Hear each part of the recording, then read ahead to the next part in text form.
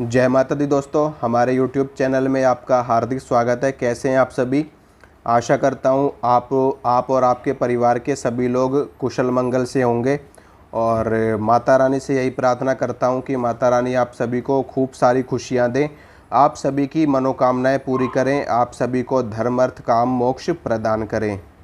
अब वीडियो की शुरुआत करते हैं। इस वीडियो में बात करेंगे, बहुत सारे प्रश्न पूछे गए हैं इस चीज़ के ऊपर और कमेंट में पूछे गए हैं। अगर आपका भी कोई प्रश्न है तो आप मुझे कमेंट करिए, मैं आपके प्रश्न के ऊपर वीडियो बनाऊंगा। ठीक है। एक प्रश्न ये मुझसे पूछा गया है कि पूजा करते समय या मंत्र का जाप करते समय या साधना करते समय हमें गंदे विचार आते हैं और गंदे विचार आते हैं, गंदी गंदी तस्वीरें दिखाई देती हैं जब हम आंख बंद करके जाप करते हैं या जब हम पूजा करते हैं। यहाँ तक कि स्थिति इस हद तक ख़राब हो जाती है कि हमें अपने इष्ट देव को लेकर के भी गंदे विचार आने लगते हैं, यानी कि नग्न तस्वीरें दिखाई देती हैं या फिर उनके बारे में भी हमें गंदे विचार आते हैं।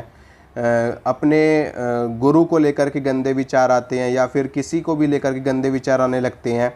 ख़ास तौर पे पूजा करते वक्त ऐसा होता है और जाप करते वक्त, साधना करते वक्त ऐसा होता है। तो ऐसा क्यों होता है? देखिए, इसके पीछे सबसे बड़ा कारण होता है आपके अंदर की काम वासना। हमारे शरीर में हर व्यक्ति की प्रकृति अलग होती है और हमारे शरीर की जो संरचना होती है वो पंच तत्वों से होती है। इसके साथ में वात, पित्त और कफ से हमारे शरीर की प्रकृति को देखा जाता है कि हमारे शरीर की प्रकृति कैसी है, वात है, पित्त है या कफ है। इसके साथ में मैं आपको ये बताना चाहता हूँ कि जो पित्त प्रकृति के लोग होते हैं, जो पित्त प्रकृति प्रधान के लोग होते हैं, उनके अंदर काम वासना ज़्यादा होती है। ठीक है, निश्चित रूप से होती है। और इसके लिए ऐसा नहीं है कि अलग से उनके अंदर ये चीज़ आती है, ये चीज़ उनके अंदर जन्म जाती होती है। तो अगर आपकी ऐसी प्रकृति है, आपकी प्रकृति थोड़ी सी कामुकता टाइप की है, बहुत से लोगों की ऐसी प्रकृति होती है कि उनके अंदर कामुकता थोड़ी सी ज़्यादा होती है। अगर आपकी भी ऐसी प्रकृति है तो इसके लिए आपको क्या करना चाहिए? इसको ख़त्म करने के लिए अपने अंदर से, कि आपके अंदर गंदे विचार ना आए, गंदी चीज़ें ना दिखाई दें, पूजा करते वक्त, साधना करते वक्त आपको सबसे पहली चीज़ तो अपने भोजन को शुद्ध करना है। आपको प्याज लहसुन का भी त्याग कर देना चाहिए, क्योंकि प्याज लहसुन भी तामसिक होता है और ये भी हमारे अंदर तामसिक विचार उत्पन्न करता है, हमारे अंदर कामुकता पैदा करता है। विशेष रूप से जब इस तरह की चीज़ों का इलाज किया जाता है तो इसमें भी प्याज लहसुन की बहुत सारी चीज़ों का इस्तेमाल किया जाता है। खैर, ये आयुर्वेद की चीज़ें हैं, ये मैं आपको यहाँ नहीं बताऊँगा। और यहाँ पे सिर्फ मैं इतना बताना चाहता हूँ आपको कि प्याज लहसुन का त्याग आपको कर देना है। दूसरी चीज़, आपको लाइट भोजन लेना है, आपको हल्का भोजन लेना है। ठीक है। और इसके साथ में आपको दूध से बनी हुई चीज़ें कम इस्तेमाल करनी है, यानी कि दूध ज़्यादा नहीं पीना। कई लोग दूध के साथ बहुत ज़्यादा हैवी प्रोटीन वगैरह लेते हैं, दूध में वो ड्राई फ्रूट्स बहुत ज़्यादा लेते हैं और दूध से बनी हुई चीज़ें, पनीर लेते हैं, देसी घी ज़्यादा खाते हैं। तो ऐसे लोगों को इन सब चीज़ों का त्याग करना चाहिए और प्याज लहसुन का त्याग करना चाहिए। दूध और दूध से बनी हुई चीज़ों को बहुत ही कम इस्तेमाल करना चाहिए। सिर्फ इतनी इस्तेमाल करना है आपको जितनी आपके शरीर को ज़रूरत है। ठीक है। और प्याज लहसुन तो छोड़ ही देना। इसके साथ में आपको किसी भी तरह की फ़ोटो, वीडियो, इस तरह की चीज़ें आपको नहीं देखनी है। गंदी फ़ोटो नहीं देखनी, गंदी वीडियो नहीं देखनी, गंदी बातें नहीं करनी लोगों से। ठीक है, गंदी बातें बिल्कुल भी नहीं करनी लोगों से। और अगर आपके मन में कभी ऐसा विचार, देखो विचार तो हर किसी के मन में आता है, किसी के मन में ज़्यादा आते हैं, किसी के मन में कम आते हैं। अगर ऐसे विचार आपके मन में आ रहे हैं तो तुरंत आप किसी ना किसी काम में लग जाओ। ठीक है, अपने मन को आपको डाइवर्ट कर लेना है और अपने मन को पूजा पाठ में लगा लेना है। पूजा पाठ में लगाते ही आपका मन थोड़ा सा शांत हो जाएगा, जो बहुत ज़्यादा विचार आपके मन में आ रहे हैं वो कम हो जाएंगे और ज़्यादा नहीं आएंगे। ठीक है। एक तो ये इस प्रकृति के लोग होते हैं, तो आपको मंदिरों में बराबर जाते रहना है, आपको रोज़ मंदिर जाने की आदत डालनी है। धीरे धीरे जब आप मंदिर में जाने लगोगे तो आपके मन में ये गंदे विचार आने कम हो जाएंगे और धीरे धीरे बंद हो जाएंगे। फिर आपके मन में सात्विक विचार ही आएंगे। जितना ज़्यादा आप अपने आप को सात्विक करते चले जाओगे उतना ज़्यादा आपके अंदर से ये विचार ख़त्म होते चले जाएंगे और आपके अंदर की जो कामुकता है, जो काम वासना है, वो धीरे धीरे बिल्कुल नॉर्मल पे आ जाएगी। ठीक है, ऐसा नहीं कि बिल्कुल जड़ से ख़त्म हो जाएगी। जड़ से ख़त्म तो सिर्फ़ और सिर्फ सिद्धों की होती है और महायोगियों की होती है।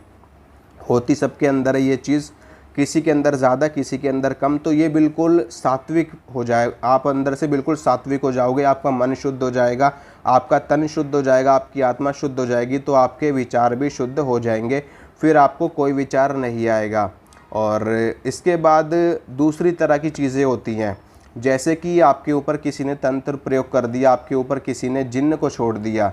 जो जिन्न होता है, जिन्न इस तरह की चीज़ों को बहुत ज़्यादा मन में उत्पन्न करता है, क्योंकि जिन्न को अगर किसी लेडीज़ के ऊपर छोड़ दिया जाए तो वो लेडीज़ के साथ बहुत ही ज़्यादा गलत तरीके का व्यवहार रखता है।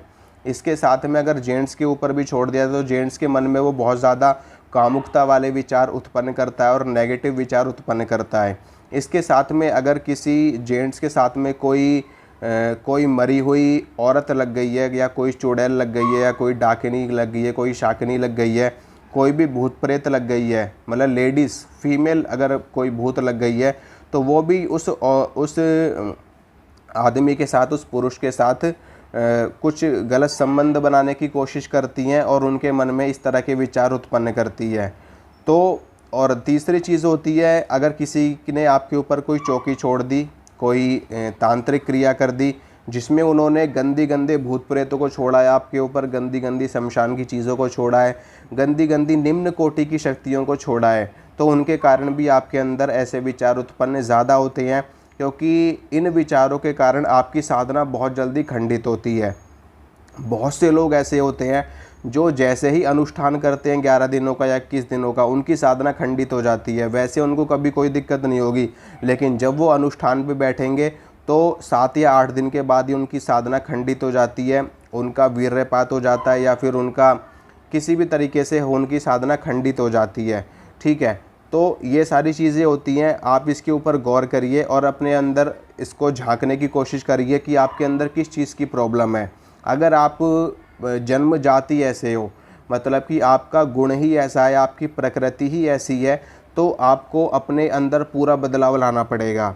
और अगर आप पहले ऐसे नहीं थे, आप अभी ऐसे हुए हो, सिर्फ कुछ महीनों में या कुछ सालों में ऐसे हुए हो, तो आपको अपने अंदर इन सारी चीज़ों को खोजना है और अपना इलाज करवाना है, इन सारी चीज़ों को अपने अंदर से निकलवाना है, ताकि आपके अंदर इस तरह के विचार दोबारा ना आए। तो ये चीज़ होती है, इसी कारण से हमारे मन में गंदे विचार आते हैं। आशा करता हूँ आप समझ गए होंगे अच्छी तरह से। और अगर आपको वीडियो अच्छी लग रही है तो लाइक कर देना, शेयर कर देना, और इस चैनल को सब्सक्राइब तो आपको करना ही है। साथ में जो दूसरा चैनल बनाया गया है आप लोगों के लिए, जिसमें भी आपको अच्छी से अच्छी जानकारी दी जाएगी तंत्र मंत्र यंत्र से रिलेटेड, और तो आपको उस चैनल को भी सब्सक्राइब कर लेना है। और चैनल का लिंक मैं आपको डिस्क्रिप्शन में डाल दूंगा, तो वहाँ से जा कर के आप उस चैनल को भी सब्सक्राइब कर लो। और इस पे भी अगर आप पहली बार आए हो तो आप इसको भी सब्सक्राइब कर लेना।